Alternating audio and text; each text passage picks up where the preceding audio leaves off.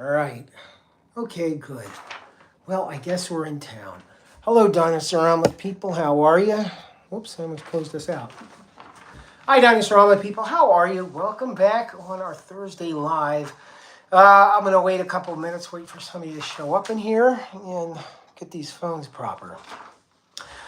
Okay, so new people who've never been here before. These are long format talks. These are live discussions. We usually do long format education. This week we're talking about WW, the triple, World War III, the big one coming around the bend, and the economic crises that we are facing in this multipolar world today, and how it affects the homestead, the farmer, farmette, or just general average Joe, which is most everybody.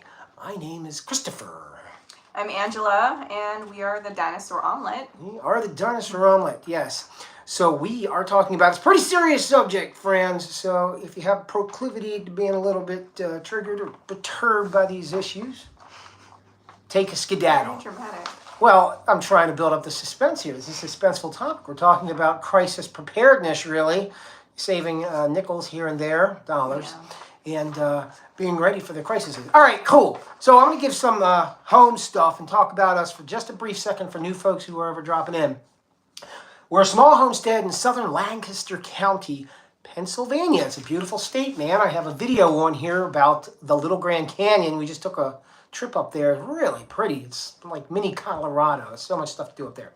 Yeah. Beautiful state, and we have a small homestead here in southern Lancaster County, Pennsylvania, where we raise a variety of creatures, self-sufficiency animals, and we actually distribute a self-sufficiency animal called the Fraternix quail. The jumbo quail. The jumbo wild quail, right. And because, in particular today, about saving and being prepared, and I always show this, but let me show it again. Here's some free education to get you guys up to speed. If you ever want to raise quail and you're wondering about it, this is down in the questions and comments. It's a PDF. Easy to understand, to get you started raising your own egg-laying animals, which are spectacular for, what, like for backyard, what do you call it? Areas you can't have chickens. Yeah, for raise them in a, what do you call urban, those houses are mushed together one next to the other. City, townhomes. I used to live in a townhouse. Yeah, so they're great for like the townhouse kind of area. So, yeah, they don't need a lot of space, and they're not particularly loud. They don't sound like chickens at all. And they make a lot of eggs, and you can also raise them for meat if you want to fill your freezer with healthy, lean meat. Yeah, so we raise those creatures. Angela raises, what do you call them, silkies? The silky chickens for silky pets. Chickens, the puffy chickens. Yeah. And we also have other critters, our muscovy ducks, and a couple bunny rabbits. And is there something else? Oh, my baby pig. Although she's not for eating. She's strictly petting. Mm-hmm. You're not a fan of the swine. Not so She's much. not a big fan of swine.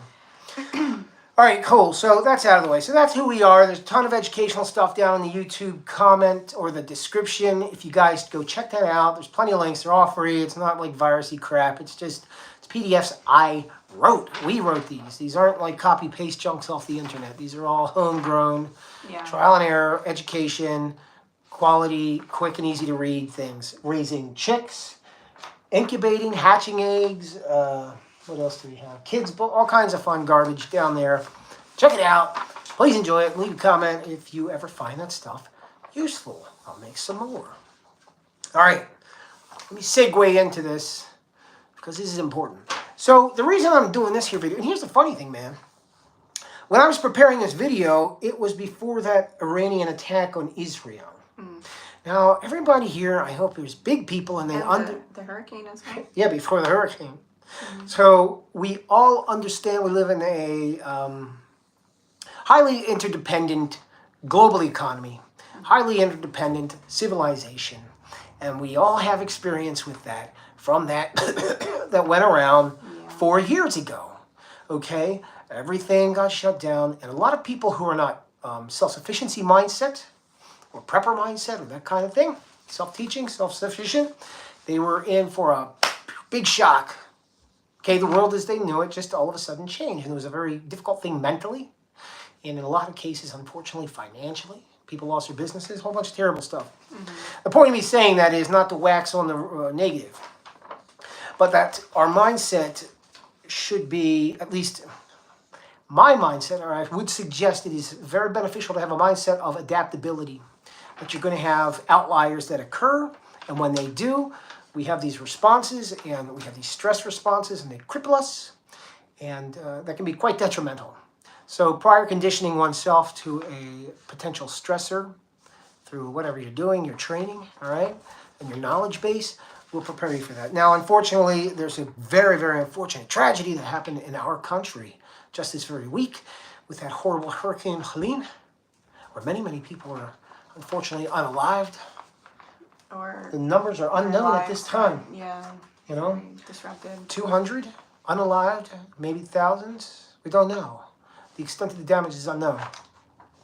But hopefully there is some good fortune for some of those people and they get out and get their safety. Yeah. Kind of a somber thing to start on. But that's what we're talking about today. Tragedies, crises, and problems that we do not expect to have happen. And right now, we're dealing with a whole bunch of stuff. Let me just break it down. We got this pending war in the Middle East. That means what? Bam, prices are going to increase in the oil. Okay. And there's the port closure. Port closure. We have a port closure which is going to shut down and cripple a lot of the supply chain yet again, depending on how long that closure lasts, which started on Monday. So it's been about 4 days, and it's not quite known when that may cease, if you guys are familiar with that. We have the hurricane, the residual economic after effects will be felt. Okay, we haven't seen them quite yet. Not to mention the other geopolitical issues and the escalating tensions in Europe, in Eastern Europe, etc., etc. I'm not giving a political diatribe, but you need to be analytical and emotionally detached when you're looking at a situation so you can make appropriate decisions and objective and effective decisions. When we get too emotional, that little old critter in our brain takes over and they start making bad decisions. So objectively, we like to look at these situations, gather as much data as we can, plan accordingly. And I like to err on the side of caution, you know. There's the best case and worst case scenario line. And it's never either or. It's never the best case or the worst case scenario. It's somewhere in between, but it's going to be weighing on one side or the other. Oh, I forgot the other thing. Election time. Right.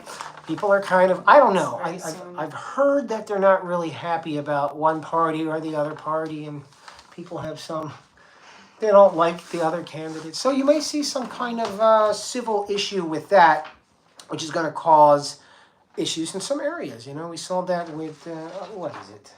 The BLM crap and all these, you know, we had riots and, riots, disruptions, etc., localized in some areas, in some cities. So we're talking about localized disruptions, localized crisis, or regional crises. You know what I like to say? If you want something to absolutely be difficult, fail, and a catastrophe, have the federal government come handle the problem. The reason our electricity turns on just like that after it goes out is because it's a private company.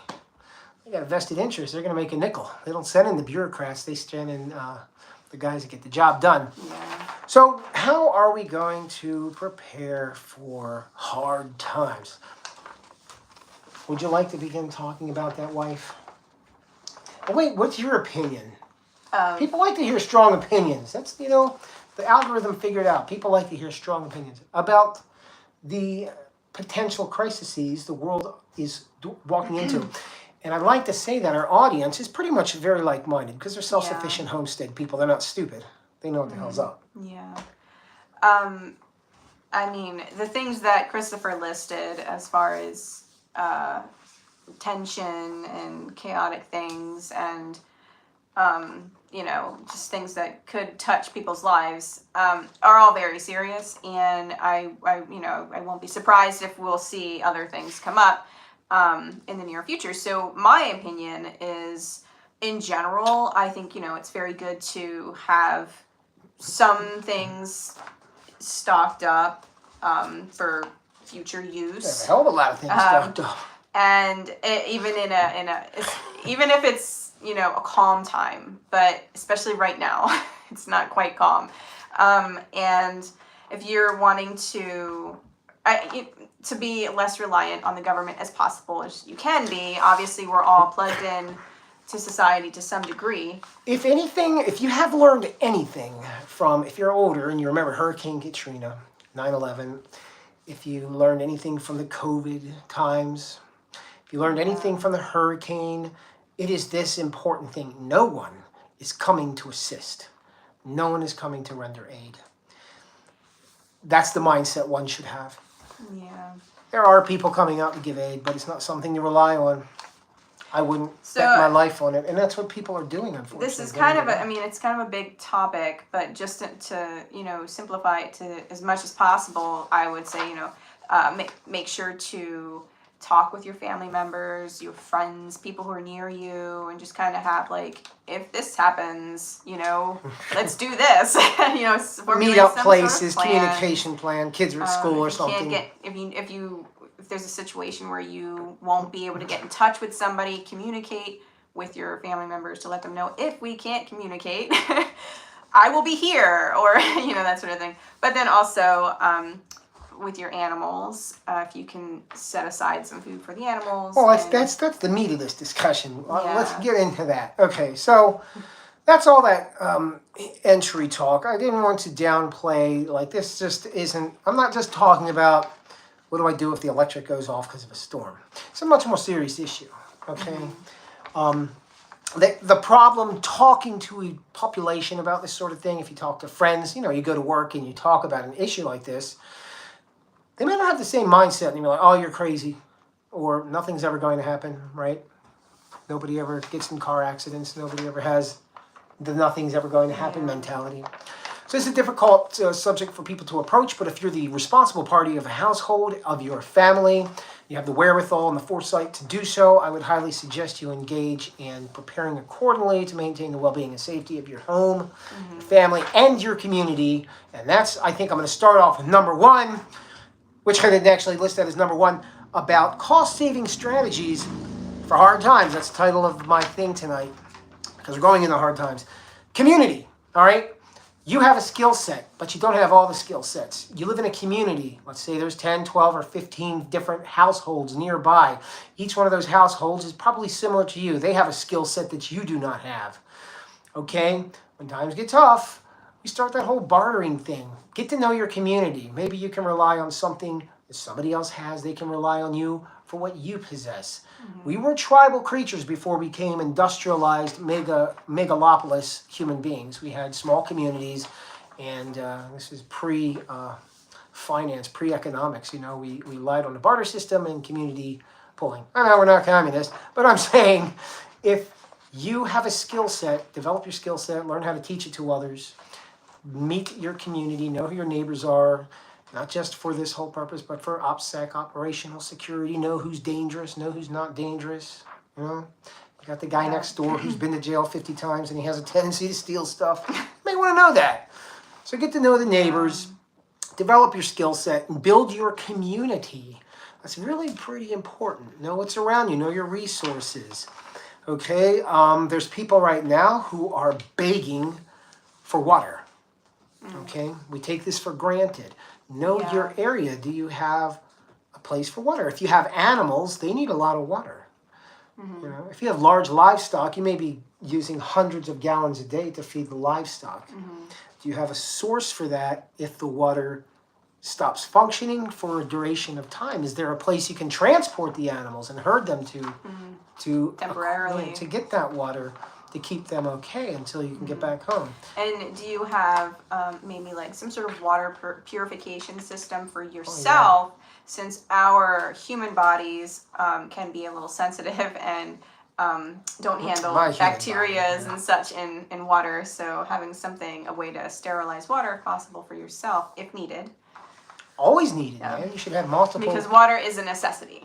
Yeah, you should always have multiple of whatever it is that you're doing. One is none, two is one. Because the animals can drink out of a stream, no problem. You may be able to drink out of it, but then if you get sick, your health deterioration would be not helpful. If you guys have any questions, I've been doing this crazy stuff for a long time. So if you have any questions or comments about animals or preparations for one's homestead, drop them in the comments. I'll be happy to address your question. All right, so we talked about building community. I think that's a very important thing. And with the building community, skill development. we're trying to save a buck. Okay, what I had learned, like, what did everybody learn new skills during the when everybody was sick? A lot of people did. Yeah. I learned how to become a mechanic. Right? I did. Remember, I was changing the alternators and all that fun stuff. So you learn new skills and you save bucks, and you're not worried so much about sometimes even supply chain issues when you have a skill set. You know, mechanics are indispensable people. They're indispensable people. Yeah. They're very engineered, Can build with problem their hands. solvers. Yep, builders, and that's an exceptional skill set. So imagine if you had the mechanic skill set. Okay, you can do a whole bunch of other things besides simple mechanics, because that's a transient skill. It doesn't just apply to, I can fix cars. Well, now I know how to probably do plumbing. I know how to do this electric stuff. I know how to do this. I'll figure it out because I have this mechanical skill. That problem solving innate tendency that those type of people have. Yeah. They're used to doing that. So those are two general ones that apply to everybody, not so much just homestead. What about rainwater harvesting? That's actually important. Yeah, that is a good one. Now, does it save money? And this isn't always about money. Remember, we think of money as just simple transactional document, the dollar bill. But when we're talking about money, I also want to think about in the sense of savings costs and transition of cost, like collecting rainwater, for example. It may not be saving money directly, but indirectly it does. Because you're not filtering it, storing it, moving it around. You're saving money in this way. And you're not putting in the labor as well, because it's centralized. You're not hauling the water. Water is very heavy. So if you have a centralized collection location, a little pond, maybe you're collecting rainwater in these giant containers, or you have a runoff, a drainage pond where you're collecting, you're not going to have to haul that a quarter of a mile and use the energy and time to do so. And expose yourself to potential danger. You trip, hurt your foot or something like this. Right? Yeah, another good thing would be insulation and helping to prevent drafts as much as possible in your home and also your animal structures. If heating is important for the type of animal that you have. But yeah, I mean, adding weather stripping or adding thick curtains or even plastic on a window. What did they do back in the old days?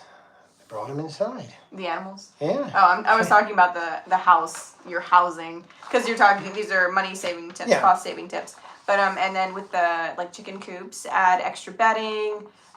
Maybe add some plastic if it's drafty. Particularly with the cold, harsh winter winds, then you can put some plastic to shore up the outside or the interior. Some people will use feed bags because a lot of the feed bags are like a plastic, and then you're throwing it out anyway. But you can actually use them for a lot of things. Just cut them open and then tack them up, on the interior. That's a good point. Learning how to repurpose items. So a feed bag just isn't an empty sack. You can use that for a lot of different purposes. I mean, we talked about that before, using it as a reflective element for hot days too. Putting the white feed bag on the roof of the chicken coop to insulate a little and reflect that heat as well. Yeah. So repurposing items is going to be huge. That is a skill. Okay, these are skills. Learning how to repurpose things. Developing a mind where you can kind of see alternate use for some junk item. Oh, you know what the hoarder is good at. Everybody saves jars. Everybody has a jar. Oh wow, I'm going to fill that up. Well, the jar can be used for a million things besides filling it with junk. But it's the whole idea is it's going to be repurposed. We're going to repurpose these things and make use of something that otherwise is taking up space. It's not going to have a functional use. I was building all these chicken coops out of pallets, right? Yeah. And they came out fantastically. And then we had an older bunk bed set that he used as a structure for our big coop that we have. And yeah, that turn the bunk beds into a chicken house. I think I put that in our chicken video. The chicken house video. So. I have a chicken house video where I walk you through our chicken house, and I think I show the original bunk beds. All right, so another huge question people have about resource, like lack of resource, is food alternatives, feeding a creature an alternative food source. Yeah, we talk a lot about feed. So most of the animals we talk about, because what we have are the smaller little critters, the small homestead animals, chickens, bunnies, okay, ducks, not the Poultry. horses and the hippos and the large The animals. goats and the sheep. But yeah, you want to have in mind, is there an alternate feed for the horse or for your large livestock? Is there a way to supply or keep a X amount of weeks ahead or whatever I don't know what your feeding schedule is for the larger animals, but whatever your safety window is for the feed. Yeah, and for example, fermenting your feed, which you can do for many types of animals. I mean, you can ferment feed for humans, but it will expand the feed, and it will double in size. It'll double in quantity, so you can stretch that food out much more if it were dry. And of course, being fermented, there's a lot of probiotic and very good health benefits for the animal, including humans. But and then with the excess, because it'll be a damp, wet feed. If you're fermenting it and doubling in size, you don't have to waste it if the animals don't eat it all. You can refrigerate it, and then that bag of feed can go twice as long. So yeah, fermenting is a way to save. Yeah, our chickens. Yeah, it does. It definitely, and the animals are going to be more nutritively met, right? There's higher nutrient content, and the ingredients are more bioavailable. Once the stuff's fermented, so the little bacteria go into the fermented product. They are fermenting the food. The little critters are breaking that food down. They're breaking down starches and fats, and they're breaking down these compounds. So when it enters into the animal, human who's eating fermented food, or the chicken, or whatever it is, that food's already actually partially digest, but all the nutrients not only are there, but the metabolic byproducts of the bacteria fermenting it produce extra nutrients. They produce vitamins that weren't there prior, and other compounds that weren't there in the feed naturally. These are biochemical and biological byproducts that weren't there in the feed naturally, that are produced by the wonderful little organisms fermenting it. So it's a more nutritively dense food product. Like sauerkraut. Sauerkraut's great for you. Why? Not so much the bacteria, but because of what the bacteria do to that food before you eat it. So fermenting is actually extremely beneficial. Many of the different types of animal feeds can be fermented. Just just look into what you're feeding, and chances are you can ferment it. Now there are pros and cons to everything. So you're getting more feed with what you started with. So then that's saving money, and it's actually healthier for your animals because you're boosting their immune system. Their their gut health is super healthy. So then they'll be able to withstand and deal with any kind of stressors, health-wise.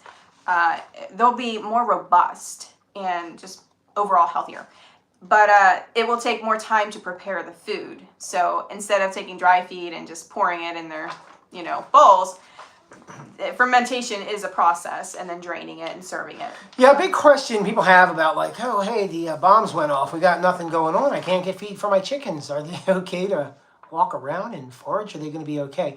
They'll probably be okay for sure, but they may not be as productive. They may not as far as making eggs. They may even lose some weight. Okay, so you have there's a nutrition profile that needs to be met. Especially going into winter. Yeah, especially if you're in a when winter there's climate. no more bugs, there's no more greenery, or there's much less greenery, so it's going to be a lot harder for them to forage. Chickens, yeah, they can do wonderful if they have the pasture that supports. The space. Right, if they have that's where chickens come from. All right, they're grown out from the Gallus, from, I think, Indonesia. That's the wild cousin of the domesticated chicken. There's only one species. They look very much like chickens. Yeah, so they're adapted to eat the food in that environment. Okay, so if you run out of food and it's a worst case scenario, whatever's happening, maybe something in the chain supply crippled agriculture for a while and you can't get food, or it's so expensive you maybe not want to keep the chickens. Yeah, they can survive on other things as well, scraps or other foodstuffs, as well as foraging. The question is, are they getting the nutrition profile that's optimal for them? They may or they may not, depending, especially in the summer. Summer, they may be getting all that nutrition from the critters, the bugs, and the greens. And in the winter, not so much, as it depletes. So if you're not feeding them anything in the winter and they're just scratching around the yard, you may find some frozen chickens. But if they're reduced to foraging for their food, and and it's not That's how they guaranteed they'll be able to get what they need daily, then their production will likely drop. They may not lay as many eggs. Yeah. Yeah. I remember back in the old days, people kept chickens. They just walked around the yard. Yeah. They didn't do what we do today with the feed. But of course, they were cooking in their homes all day, and they would be throwing out skins and scraps. There are a good amount of people who are able to free range their chickens, Yeah. but then there's some people who they don't have the space to allow them to do that, or the safety measures with predators, or even neighbors being close by, or road. So yeah. Coolio. Okay, well, I guess we mentioned briefly, and this is pretty obvious, gardening, but the reason I'm mentioning gardening, seeds, they sell out. So spring comes around, it sells out. You got a supply chain issue, seeds are gone. You're not getting your seeds. Yeah. Order your seeds early. Get them before, and seeds last forever. I mean, not really forever, but they can last for many years if stored properly. You put them in a freezer, they're not going to deteriorate, and you can sprout them years later. What do they have, the seed vault in Norway? Once the humans go extinct, you got 3 people left. They got a seed vault in Norway to grow all these variety of seeds, where they preserve them forever. If you're wanting to think of an alternative source for vegetable consumption, vegetable nutrition, going into especially the winter months, if you're not able to continue a cold type of garden, and maybe you don't really want to depend on going to the store, you might want to think about doing sprouts, like wheat, or there's different types of beans that you can do sprouts, and you just clip what you're going to eat and consume it, and then it's super healthy, because a lot of that nutrition, the plant, it hasn't really used much of it, right? Is that how it goes? Because it's so young, the plant's so young, so it's concentrate? That's a good question. So I do a lot of this. Now listen up. This is important, people. This is about your health and saving money and feeling better. So Yeah. the whole premise of this discussion is we're in a crisis. Am I screaming? Right. We're in a crisis. What does that mean? You're under a lot of... starts with an S. Stress. Yeah, you're under a lot of stress. What happens when we're under a lot of stress? We become inflamed. We become susceptible to illness. So we want to make sure our nutrition is still optimal, that we're sleeping and we're mitigating our stress as best as possible. So talking about sprouting. So this is going to save you money. This is going to help you feel better. Cook your own food. Learn how to start cooking and preserving your own food. Stop buying junk out of crinkly bags and boxes. You're literally killing yourself with that stuff over time. Learn how to cook. It's really a phenomenal money saver. You eat better and you eat healthy. Now, I cook a lot of legumes and beans, and I know they have some oxalates. There's lectins in them, and these are compounds that can be anti-nutrients and other issues. But these compounds, if you prepare your beans properly, particularly sprouting, okay, it breaks down these compounds. It breaks down these anti-nutrients like the lectins. It breaks down the phytic acids, okay? It's leaching out of the bean, and here's the benefit. You're sprouting beans. Not only do these compounds start to break down, but now, just like the fermentation process, where you have new nutrients being propagated from the biological or the metabolic process of those organisms, you have new vitamins and new compounds being produced from the little sprout coming out of the bean. So now it's even more nutrient dense. It's a wonderful way to increase the nutritive value of your food, which is already cheap. A bag of beans is $1. Yeah, now they're there's $1. so many. So I think the fads focused around wheat berries, the whole wheat, and then sprouting that. But you can sprout so many different things and eat the sprouts. If it's a bean, if it's a seed, it'll sprout. Yeah, and then if it's in its its whole seed form, which it should be, then you can store that for quite a long time, and it'll Still it won't sprout. be compromised. Yeah. So you can get a whole sack of that stuff, and then have your tray and whatever grow light, or if you have it in a window, and then get several clippings off of one little tray. I saw Shannon in the live on the Facebook. She's there. Hi, Shannon. Hey, Shannon. Yeah, so sprouting beans, it's actually, you're saving money because A, you're learning how to cook. B, you're getting a more nutritive, dense meal. You're going to feel satiated. We're trying to save, this is a crisis time. We're doing a little mini Great Depression run through. You're going to feel full. You're going to have your nutrition needs met, okay? This is not happening mentally, like you're not feeling satiated. Oh, I ate a lot, like physically. But your body biologically is recognizing that you're getting nutrition, just like the animals do, right? The animals eat, you ever see the animal eating dirt? Right? Why are they eating the dirt?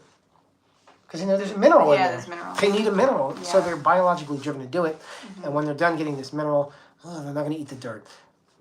Same with us. Our bodies know when we're getting our needs met, especially when we're healthy. Which, by the way, many animals love sprouts too. So your Okay. chickens, your rabbits, your whatever you have will love the sprouts as well. Oh, so for sprouting, real quick, if you guys are wondering, it's really, really simple to do. So like lentils, for example, they're really good for you and they're very easy to sprout. I'll take a bag of lentils, fill half of the bag in a jar, like an old You'll mayonnaise jar. empty half the bag into a jar. The reason I do half is because they do expand quite a bit. They're going to double in size. Because you put water in it. Because I'm going to soak them for about an hour, maybe 2, maybe 3. It doesn't really matter. 2, 3, 4 hours, or even overnight, really.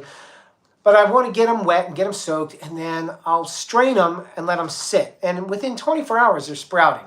So it's not a long process. You really start in the morning, and the next morning they might even be sprouted already. But what we're talking about then is letting them, spreading them out on a flatter surface and then letting them grow. So sprouting, I guess, is kind of to clarify. They sprout When in they the jar. sprout, you'll see the little guy growing. But if you let them go longer, then they'll grow more thick. and more. Yeah. Yeah, and most of these you can eat uncooked once they've sprouted. But, most of the beans, the same thing. Soak them, let them sit for a while, drain them, and they're going to sprout within a day or two, depending on the bean. That's a good one, though. Having multi-use animals. Yeah, go ahead and talk about that, because I would like to discuss some more apocalyptic-related stuff pertaining to what's happening now.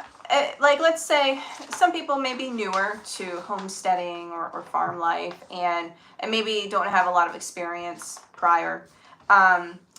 And sometimes we get excited about getting all kinds of animals because you've seen, farms or other homesteads with Instinct all brand.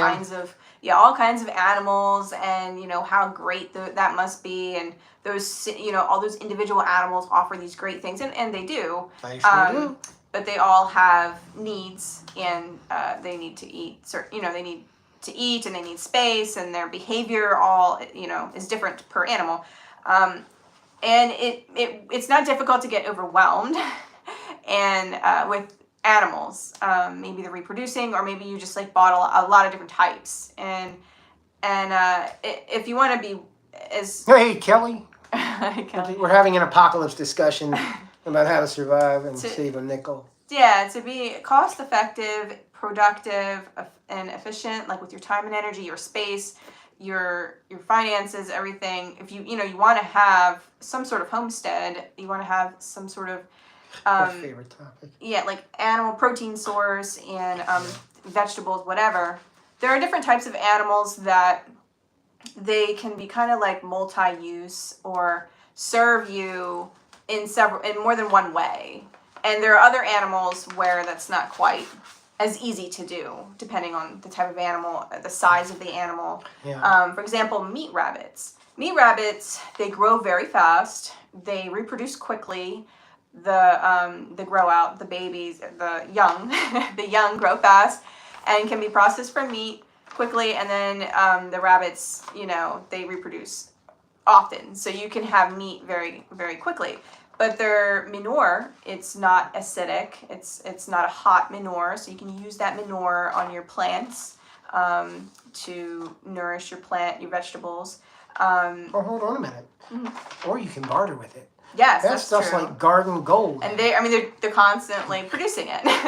Yeah, I mean. But that's true. So I don't know where you guys are all from, but cultures are very different in the United States. So we are kind of like in the Appalachia hillbilly kind of culture, like we're in a country area. Like this would not seem like an unusual thing to show up with a 20-pound bag of animal crap, and they would be happy. Whereas I go into the suburbs and show up, knock, knock, knock, brought you some crap, they may not be as happy. Okay, so depending on where you are, and but again, cultures and things shift. We saw that with that whole Corona issue. A lot of people got the homesteads. They moved from these areas and they developed that country culture. Yeah. Okay. And the meat itself is versatile because it's like a white meat that, it's not strong flavored in any one direction. So you can use it in all sorts of types of dishes to consume. And then there are, for example, we're a big fan of Muscovy ducks because they're quiet. You forgot something important about the bunnies. Oh, what? They make Mention wonderful other things. Yeah. hats. Yep, you can make mittens. They do produce a significant amount of fur. Which is something also you can barter as well. You Yeah. can barter juvenile, grow out bunnies, pairs. Other people will want to have Breeding pairs. But yeah, and then I'm just mentioning a few animals that are multi-purpose, versatile. The Muscovy ducks, their meat is like eating sirloin steak. So it's like a miniature cow, much easier to keep, much less to feed and care for, and they're quiet. You don't need to have a whole bunch. You just need to have, your breeding pair and then the grow outs. Ducks in your permaculture setup are exceptional, what do you call it, pest control units. They forage all day and they look for bugs and they eat slugs. They're slug eaters. Yeah. They love to eat the slugs. So you got a slug problem, it means you don't have enough ducks. Go get a couple ducks and you'll be rid of your slugs. So yeah, the ducks do serve multiple purposes and they're just quacking, crapping machines. You let them walk around in free range, they're going to eat all the pests out of the yard. Be careful around the garden. They do like to nibble. They might eat your vegetables. So if you have like maybe some sort of But you can actually let them in the garden, just watch them, and if they start nibbling, kick them, just get out of here. Throw them out. So the animals do serve multiple But purposes. those types of ducks, the Muscovy ducks, they're technically not even ducks. They're a cousin of the duck. But they go broody, so they can hatch their own young. So you don't need to have an incubator. So those are just two examples. There are many other examples as well. But Speaking of incubator, and then this is another chicken thing. I'm going to get into my more apocalyptic crap. The silkies are good brooders. yeah, they're good for hatching eggs. They'll hatch the eggs. And they can be very good with being a mother as well. I recently did see somebody who had a silky hatch quail babies, and she was tending to them.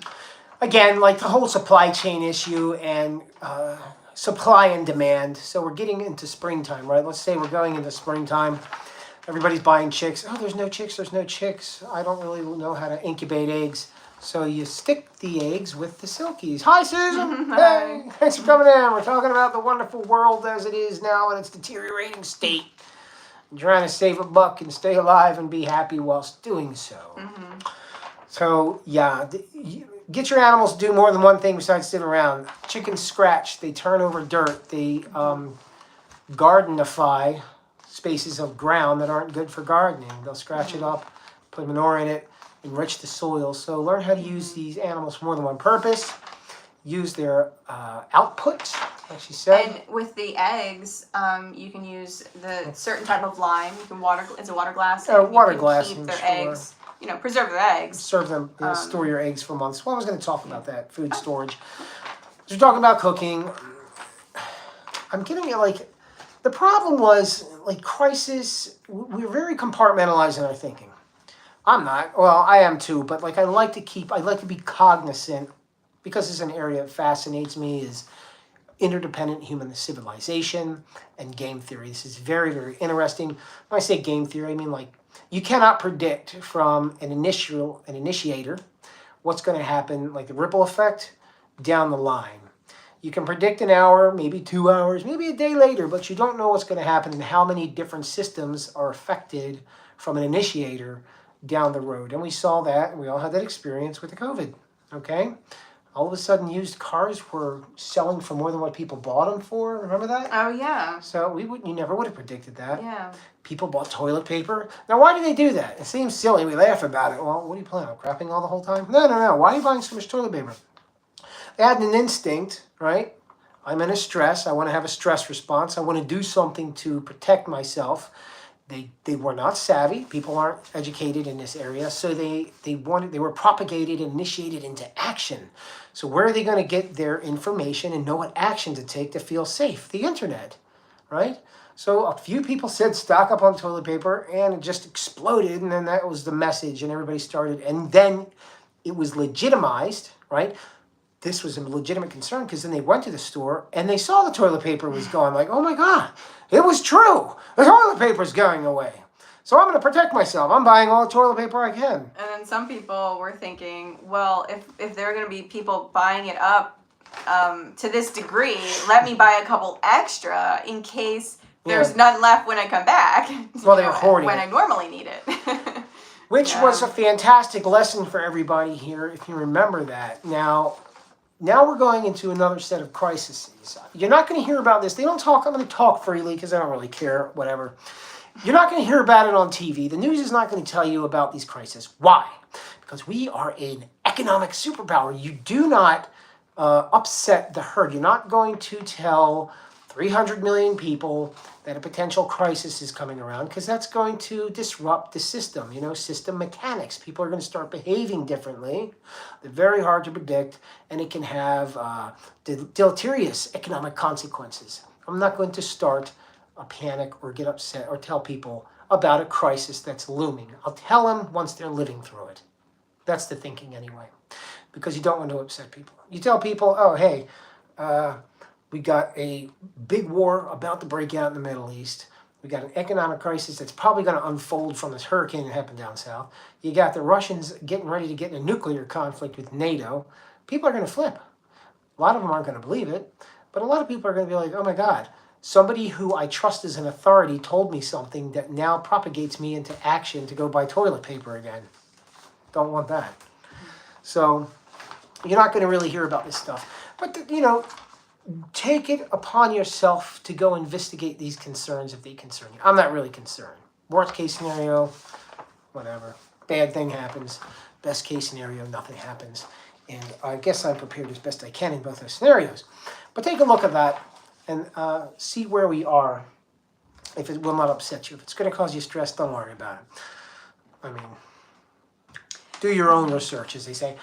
The thing I wanted to mention about all this, because we are going into what looks like a international geopolitical crisis, particularly in the Middle East, is oil prices may be increasing. So how's that going to affect our oil costs, our heating costs, and of course petroleum for transport? Is there a way, and would it be wise to pre-purchase these things or to store these things? Well, sure. I mean, it always makes sense to have extra gasoline if you have a place to store it. The amount, of course, is up to the individual based on their own personal plannings. And with oil cost for heating, we don't like freezing to death. It's not a very pleasant thing. Mm-hmm. And people were, Kelly dropped a comment. Yeah, it's wild you picked this topic. I was just finding out about this. Just finding out about this. Wow. That was a rather interesting series of events that we're going through. I'm calm about it, but I know the weight of what's happening. But I'm used to this stuff, I've been watching these geopolitical events for quite some time. I'm 5 decades old, man. I was there during the 1980s when the Ruskies and the Americans were getting ready to pop off the big ones. Didn't do it, luckily. But you never know. People aren't very bright. So yeah, we have crises, and then you get into this, are you doom and glooming? I don't care. I'm not afraid, I'm not happy, I'm just objective. This is the objective reality. I don't have an opinion one way or the other. And like I was talking in the beginning of this thing, a divorce from the emotional impulsivity and try to maintain an objective, position without valuation. I just want the data. What does the data say? What does the information tell me? And can I plan accordingly to pursue a competent objective with the data that I'm given? And the answer for me anyway is yes. I have enough information that a competent objective can be pursued. Does this make sense, or am I just rambling? Yeah, I talk a lot because words are precise and people misunderstand a lot of stuff. And I don't want to be too vague. Okay, sorry. So you had mentioned... Sorry, Kelly, that was a rant. You wanted to talk about home preserving type things. Was that... Yeah, this is stuff that should be pretty obvious. The preservation of foods, drying, canning, fermenting, okay? What do you call that? the jerkies, all that kind of fun stuff. Drying, drying. saving seeds. That is food preservation because you preserve it for the next growing season. So you're preserving food through food savings. And like we like we talked about earlier, if there is a supply chain issue and you can't buy seeds, at least you have some retained. And if you're communicating with your network, with your local community, with the people in your neighborhood, you'll say, "Hey Jim, hey Susie, save some tomato seeds this year. It's not real hard to do, just in case. I'm gonna have Larry save eggplant seeds. We're all gonna save seeds together." And then you have a great way to trade. Then everybody has eggplant seeds and everybody has tomato seeds. See what I mean? Mm-hmm. Because you're trying to do it all yourself, it's difficult. It's much, much easier and much more productive when we work together as a unit. The synergistic effect. Mm-hmm. The sum is greater than the total of, what is it, the whole? I forget how many. The sum is greater than parts But of then also I like with the relationships with The your total neighbors. Sorry, go. I don't know why. Maybe somebody has a better area for growing. Maybe the little old lady next door has a really big open yard that gets full sun all day long, but yours is filled with trees. And maybe with the bartering system, there could be an agreement with, you might be able to agree to start a garden in some space of her yard, with the exchange of giving her some of the vegetables. There's all kinds of things that you can. You lost me. I was looking at my paper. Yeah. So, supply chain issues we may see. I'm personally, and I'll tell you, I'm concerned about infrastructure breakdown, either because of bad actors, IT infrastructure, people in the computers hacking it, or people domestically, or just a crazy American citizen who just goes whack and goes nuts. So I want to remind you guys things that go into the news that are forgotten very quick. But things I don't forget because they're very important. About 2 years ago, several hundred pounds, maybe tons of ammonium nitrate all of a sudden disappeared off of a train, and we have no idea where that went. Anybody know what ammonium nitrate gets used for? Explosives. Booms. Yes, they make big booms. So 2 years ago, you look it up on the Google, ammonium nitrate disappear. So my question is, where did that go? Who has it? And if we have bad actors who've been sneaking into the United States, they've had plenty of time to coordinate and use that.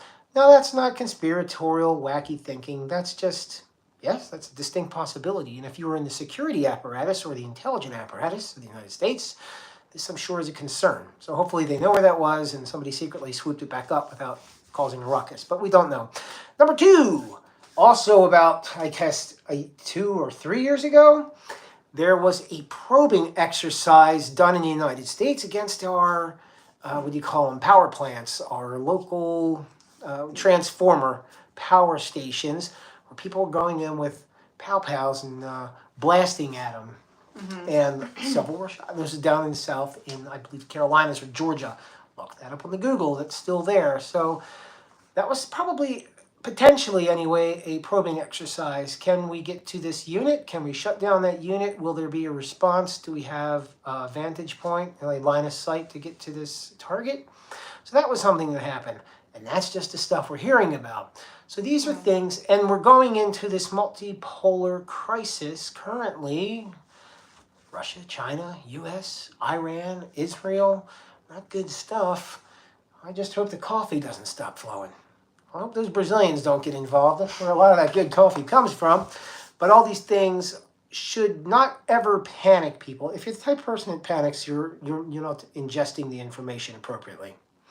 You're letting it peak in an emotional state, and that's something you need to work through, and maybe so you think about cut it back. The fundamentals. You simplify fundamentals. things like you need food and water. Your animals need food and water. And what are some things that you can do to make that easier? Yep, heat. If we're winter, we're going into the winter season here. Yep.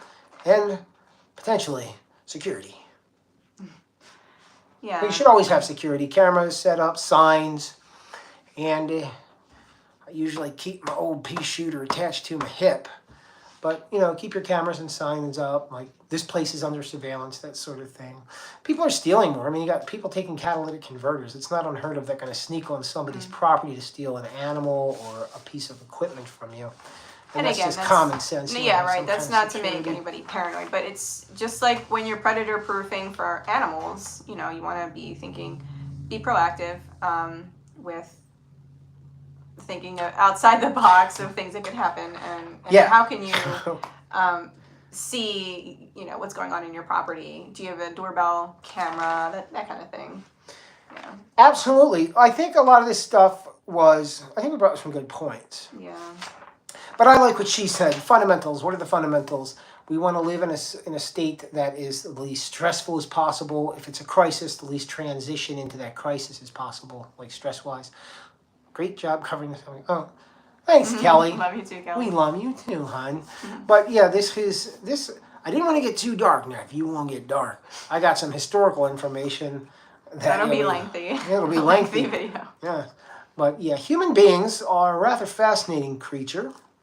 We're still we can be very midbrain animals, very impulsive survival instinct creatures, as opposed to our higher brain intellectual selves.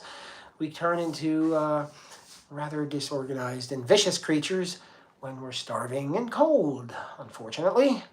And we'll probably see that down south if those nice people aren't being helped out very soon. People get desperate, they do very desperate things. And that's kind of like what I want to get here with you. I don't want you guys to become desperate or stressed. Like, oh, I did the mental conditioning. I already envisioned a potential crisis, given the data that is available that could potentially happen to me. I'm mentally prepared because of that data. And now I'm going to take some proactive movements to insulate myself if that should potentially happen. Not to the paranoid degree. I'm not selling everything I own to go buy a van and go out into the mountains, right? Yeah. I guess we kind of already live in the mountains. But I'm not doing something absurd like that. That's an emotional, impulsive, illogical action. I'm writing things down, as I always talk about, stipulating an objective, okay? What is my objective and what are my goals to reach that objective? And is it sound? Is it doable? And is it logical? Is it making sense in this particular context? Oh, Shannon said good tips. I appreciate this. Thanks, Shannon. Oh, thanks, Shannon. We're up here in the Survival Land, USA, so hopefully you guys stay safe down there. But it's getting crazy. I mean, it's getting weird. We have this thing called American exceptionalism, where nothing bad happens. We're the exception. Oh, that couldn't possibly. So it's a taboo to say something to people. And I see this reaction all the time. Well, not all the time, but occasionally you'll be like, hey, issue A is really concerning. I think that could turn... Oh, you're crazy. That'll never happen. Okay, I must be an idiot. I don't know. It's not obvious. But people do react like that. Or there's so much happening that people become desensitized to the threats. Yeah. There's so many stressful things. That's such a bad word, threat. I like to say potential difficulty. Yes. Potential difficulty. That they're not pursuing wisdom. Yeah, but most everybody, if you lived an adult life, you had a point in your life where there was an unexpected thing that happened. A car accident, somebody got injured, you lose something that's very important, a business closes, etc. Some kind of crisis does happen, which could have happened at any time. And it was one of those things that happens. And bam, oh my God, we're in this state of shock. Well, you were in a car. People do get in accidents. I mean, we don't like that to happen. But do you have a plan for that accident? Or did you have a plan for this terrible other thing that happened? And hopefully you do have community, friends, and people around you to support during these times. Because I'm telling you, man, stressors. Stress is going to eliminate a lot of people during a long-term crisis situation. We saw that with the cove, with the cough. People started drinking. They started doing drugs. They became very, very depressed because they had this new stressor introduced to their lives. They couldn't adapt to it. So they developed all these very negative adaptations and coping mechanisms to deal with this new stressor. And unfortunately, it's gotten a little more normal. Well, I don't want to say that. This world's still screwed up, man. If you go back to 1995 to now, it's night and day. But things got a little bit back normal, but those bad habits are probably with still a lot of people. The drinking, the drugs, okay? So we don't like that. Bad stress coping mechanism. Yeah. Yeah, I think that's probably pretty good for tonight. Yeah, it is. One last thing I will leave you with. Here's my tip for saving a lot of money. Quit smoking. If you're drinking, if it's a real problem, seek professional help because it is dangerous to get off alcohol if you're a hard drinker. If you know somebody who drinks a lot, encourage them to seek professional help to eliminate that. What's it saying? Quit smoking, quit drinking. Oh, and begin exercising if you do not. Start take care of yourself physically. Again, under stress. If there is a significant life change, you're going to have physiological stressors, mental stressors being introduced. You want your body to be healthy so you're not going to be susceptible to catabolic breakdown, illnesses, inflammations, and all these other problems you get with poor health. Does that make sense? Mm-hmm. I hope that makes some sense. Anyway, guys, I guess that's that, huh? Yeah, I think that's good. Well, it's been a pleasure. It's been real. World's nuts. Hopefully the internet's still working by next week and nothing too wacky's happened. Don't know. But if it's not, I think I won't be too upset. That'll be goodbye to TikTok and all the negative stuff on the internet. I'm on that, right? All right. It was real nice. Thanks for stopping in, you guys. If you're new to the old, if you're new to this, what is it, the YouTube? Oh, yeah, the YouTube. If you're new to the YouTube, hit the old like and the sub button. And if you have a suggestion for something you want us to discuss, I'd be happy to investigate that. We usually talk about animal husbandry. This is kind of a little different today to discuss, right? Something new. But I'll just keep talking forever because I'm that kind of person. Yeah, thank you guys for watching. Yeah, if you're new, go ahead and subscribe to our channel. We'll have more stuff here. And thank you, Facebook people, for dropping in and for your questions and comments. Jennifer and Shannon. Yeah, I guess Shannon's still here. All right, yeah, guys. Oh, good tips. Appreciate this. Thank you, Shannon. Be well. Be safe. Don't let the bad times get you down. All right. Bye, you guys. Bye. Yeah, where's my fish button? Bye, Shannon. Bye.